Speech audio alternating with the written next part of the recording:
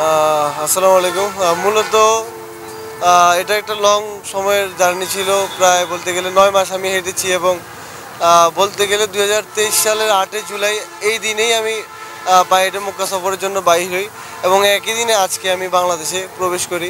তো এই ১ বছরের মধ্যে আমি প্রায় ৬টা দেশে যাই এবং এই ৬টা দেশে বিভিন্ন এক দেশের কালচার এক রকম। তো এক জায়গা থেকে এক রকমের অভিজ্ঞতা। এবং আমি যখন ইন্ডিয়া হয়ে যাচ্ছিলাম, ইন্ডিয়ার বিভিন্ন বেধর্মী ভাইরা পর্যন্ত আমার দূর দূরান্ত ৫০০-৭০০ কিলোমিটার দূর থেকে দেখা করার জন্য আসতেছিলেন। তো এটাই মনে হয় আমার জন্য সবচেয়ে বড় একটা পাওয়া। আমার জন্য এই উসিলায় হয়তো তারা ইসলামকে হলে একটু হলেও জানছে। এটাই আমার সবচেয়ে বড় পাওয়া আমি মনে করি। আর সেখানে যে হজব্রত পালন অবশ্যই, কারণ এইখানে দীর্ঘ প্রায় ৯ মাস সফর করার পরে আমি সৌদি আরব যাই এবং প্রথমত আমি ৩ মাস উমরা ভিসায় ছিলাম, পরবর্তীতে হজের ভিসায়। এবং হজের সময় আমি আফ্রিকার যে দেশ একটা ইথিওপিয়া, সেখানে মূলত আমার উমরা ভিসার মেয়াদ শেষ হয়ে গিয়েছিলো। তারপরে আমি আফ্রিকাতে প্রবেশ করে সেখান থেকে আবার হজের বিষয়ে আমি সৌদি আরবে প্রবেশ করেছি। প্রথমে আমি উমরা করেছিলাম কয়েকটা এবং পুরো হজটা আমি টোটালি হেঁটে করছি, যেখানে মানুষ এমনিতেই গাড়িতে করে, কিন্তু আমি পুরো হজটা গাড়িতে না করে আমি নিজে নিজে একা একা পুরো হজটা সম্পূর্ণ করেছি আলহামদুলিল্লাহ। এই পায়ে হেঁটে হজে যাওয়ার যে ব্রত, এটা আপনার মানে কেন ইচ্ছাটা কেন? মূলত আমি এই দুনিয়াটা পৃথিবীটা আমি সময় নিয়ে দেখতে চাই এবং আমি একজন ভ্রমণ পিপাসু মানুষ। সময় নিয়ে পৃথিবীটা দেখাই আমার হচ্ছে কাজ বলতে পারেন। তো আমি বিগত সময় নিয়ে বাংলাদেশটা দেখেছি। এখন যখন আমি সময় নিয়ে বাংলাদেশটা দেখছিলাম, তখন আমার মনে হলো যে আমি যেহেতু পৃথিবীটা ভ্রমণ করব, আমি যেহেতু একজন মুসলিম, আমার প্রথম সফরটা আমি মক্কাতে যাব এবং আমি নিজেকে পরিবর্তন করব। একসময় আমি যখন পুরো পৃথিবীটাকে ভ্রমণ করব, তখন যাতে আমি একজন মুসলিম হয়ে পুরো পৃথিবীতে দাওয়াত দিতে পারি, সেই জন্যই আসলে আমার প্রথম সফর মক্কা। আচ্ছা, আর আসার পরে আপনার অনুভূতিটা কি? আপনি যে সফল হয়ে আসলে এটা ভাষায় প্রকাশের বাইরে। আজকে আমি মক্কা থেকে আসি, মক্কাতে প্রায় আমি বলতে গেলে সৌদি আরবে আসি প্রায় ৫ মাস আমি ছিলাম সৌদি আরবেই, ৪ মাস ৫ মাস।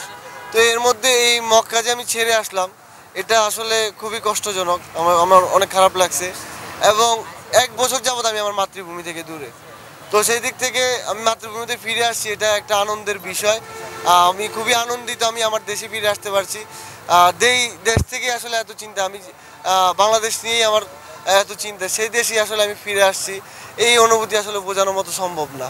যে যে একদিকে কষ্ট, আরেকদিকে আনন্দ। রাইট, যে কয়টা দেশ আপনি হেঁটে গেছেন মানে সৌদি আরবে হজ করার জন্য, কোন দেশের মানুষের মানে আপ্যায়ন বা ভালো আমি মানে যেটা সত্য কথা সেটা হচ্ছে, আসলে আমি যে কয়টা রাষ্ট্র হয়ে গেছি প্রায় ৬টা রাষ্ট্র, তো প্রতি রাষ্ট্রই মুসলিম ছিল এবং আমি পায়ে হেঁটে গেছি। তো আমি গেছিলাম হজ করতে। তো প্রতিটা মুসলিম মানুষই আমার কাছে আসবে, এটাই স্বাভাবিক। হয়তো অন্যদের ধর্মের বেশি মানুষ আসবে না, এটাই স্বাভাবিক। তো প্রতিটা দেশেই আপনি পৃথিবীর যেই কোনায় যান, যেই কোনারই মুসলিম হোক না কেন, একজন মুসলিম কিন্তু একজন মুসলিম ভাইকে দেখলে সে আপ্যায়ন করবেই। তো আমি ইন্ডিয়াতে গেছি, ইন্ডিয়াতে প্রায় ১৩০ কোটি মানুষ হচ্ছে, এর মধ্যে প্রায় ৩০ কোটি হচ্ছে মুসলিমদের সংখ্যা অনেক কম। তো সেই তুলনায় ইন্ডিয়াতে আপ্যায়ন একটু কম হবে, এটাই স্বাভাবিক। তো এটা আসলে খারাপ কিছু নয়। মুসলিম পৃথিবীর যেই কোনায় থাকুক না কেন, প্রতিটা মুসলিম চায় আরেকটা মুসলিমকে আপ্যায়ন করতে। আমি প্রতিটা দেশে আলহামদুলিল্লাহ আপ্যায়ন পেয়েছি আলহামদুলিল্লাহ। আপনার নেক্সট টার্গেট কি? আমার নেক্সট টার্গেট হয়তো পৃথিবীটাই ঘুরে দেখতে চাই।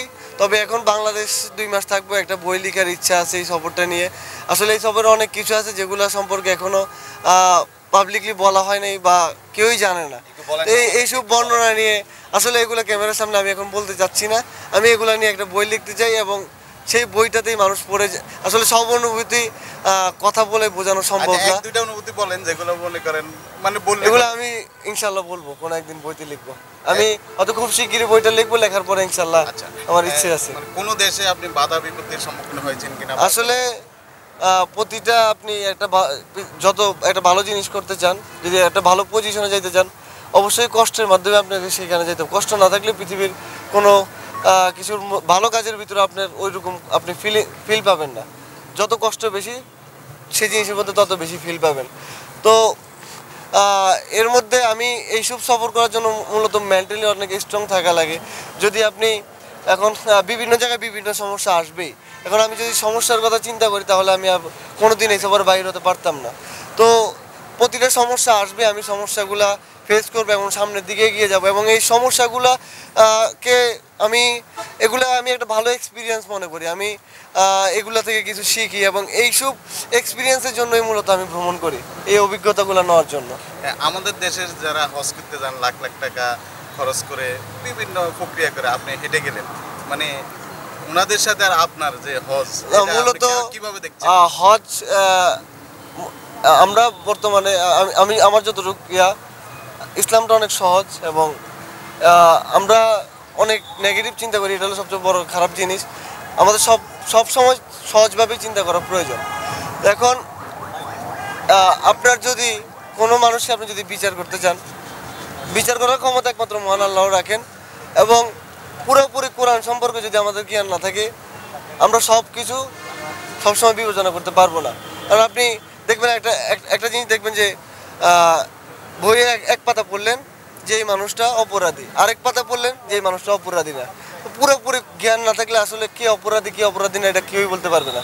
তো একটা মানুষ কে অপরাধী না এটা বিচার করার ক্ষমতা একমাত্র মহান আল্লাহ রাখেন।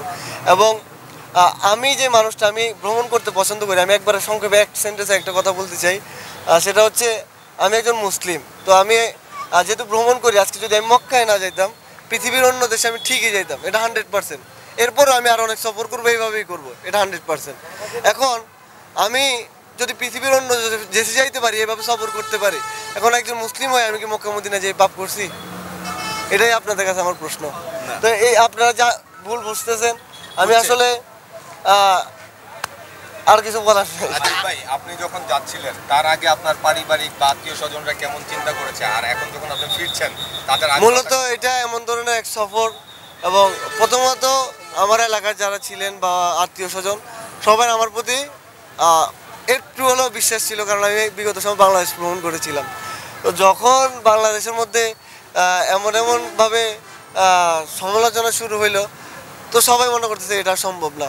কিন্তু আসলে আমি আমার প্ল্যানিং 2-3টা প্ল্যানিং রাখছি, যে প্ল্যান এ কাজ না হলে প্ল্যান বি কাজ না হলে প্ল্যান সি। আসলে আপনি পৃথিবীতে যে কোনো একটা আপনি যদি একটা জায়গায় যেতে চান, আপনি কখনো একটা রাস্তা যদি আপনি বানিয়ে রাখেন, সেই রাস্তা যদি কাটা থাকে আপনি কিন্তু আপনার গন্তব্যে কখনোই যেতে পারবেন না। অবশ্যই আপনাকে 2-3টা রাস্তা বানিয়ে রাখতে হবে, তখনই আপনার গন্তব্যস্থানে যেতে পারবেন।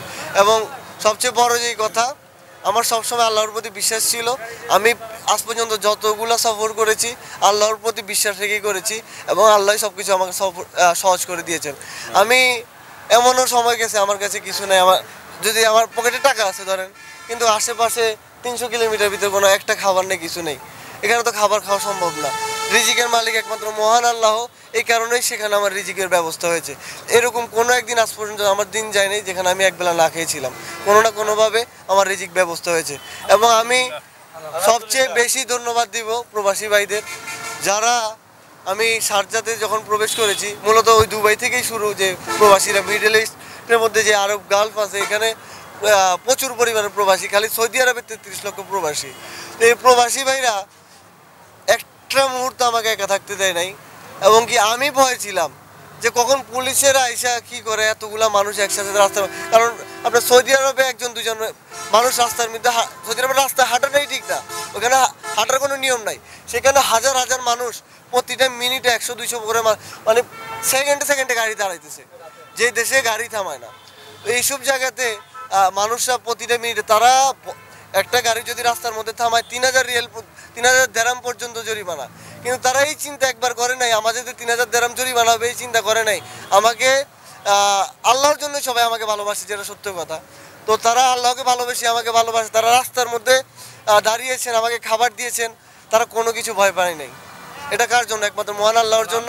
আমাকে ভালোবেসে তারা এত ভালোবাসা আমাকে দিয়েছেন, আলহামদুলিল্লাহ। কত কিলোমিটার পথ হাঁটলেন? টোটাল ছিল পথ বলতে গেলে ছিল 7000। আমি পাকিস্তানে 500 কিলোমিটার পথ আরও বেশি হাঁটি, টোটাল 7500 কিলোমিটার। এবং যখন আমি মক্কাতে প্রবেশ করি, আমার চিন্তা ছিল আমি যেহেতু মক্কাতে এসেছি, যিনি আমাকে জন্ম দিয়েছেন আমার মা, আমি চেয়েছি আমার মক্কা দেখার আগে আমার মা যেন মক্কা দেখে।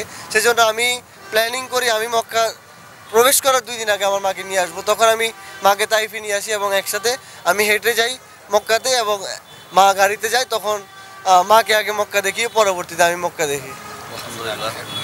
অন্যান্য দেশের যে হাজী সাহেবরা আসছেন, আপনি বাংলাদেশে হেঁটে গেছেন, বিষয়টা নিশ্চয় জেনেছে, তাদের সাথে আপনার কেমন ইয়ে হয়েছে বা তাদের আসলে উৎসাহ কেমন আপনারা ছিল? যদি হয়তো যদি দেখতেন হয়তো সৌদি আরব থাকলে হয়তো জানতে পারতেন।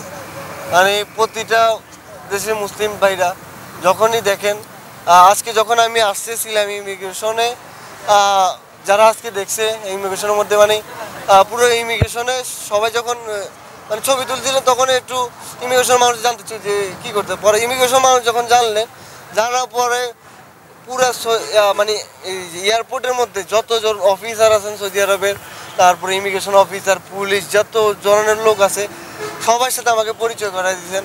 এবং তখন আসলে গর্বে বুকটা মানে আমি তো বাংলাদেশ থেকেই গেছি, এটা তো গর্বের বিষয় বাংলাদেশের জন্যই। তো তখন আমাকে একটা গিফট দিল, কোরআন শরীফ একটা গিফট করলো, এটা তারপর আমাকে একটা চাকরিও অফার করছে। এটা আসলে অনেক বড় একটা পাওয়া, অনেক বড় একটা বিশাল একটা ব্যাপার। আচ্ছা, সর্বশেষ প্রশ্ন সেটা হচ্ছে যে আপনার দেখা দেখি সম্ভবত সিলেট থেকে একজন হেঁটে হজে রওনা দিয়েছেন। আসলে তারা হেঁটে রওনা করতে এখানে চায়, আপনার আমার পিছনে আমি যখন বাইর হয়েছি এর পিছনেও 2-3 জন বাইর হয়েছিলেন। তবে আমি যতটুকু জানি তারা ইন্ডিয়া বা পাকিস্তানের বাইরে আর যেতে পারেনি।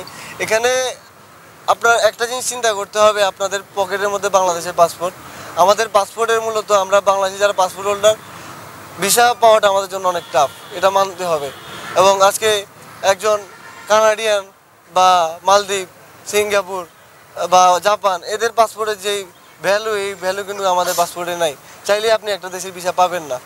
তো তাদের জন্য শুভকামনা, তারা যদি যেতে পারে আলহামদুলিল্লাহ, তাদের জন্য দোয়া করি এবং সবাই আমার জন্য দোয়া করবেন।